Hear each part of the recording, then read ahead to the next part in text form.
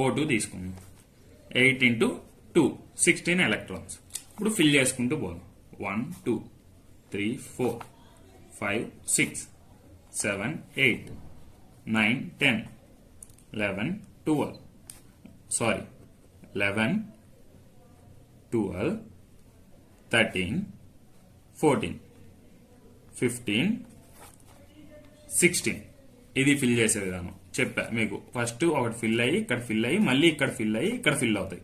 ఎప్పుడైతే పై ఉంటో అప్పుడు మాత్రం, సిగ్మా ఉన్నప్పుడు అక్కడే 2 ఫిల్ అయ్యి నెక్స్ట్ దానికి వెళ్తుంది. ఇది మాత్రం గుర్తుపెట్టుకోండి, జాగ్రత్త.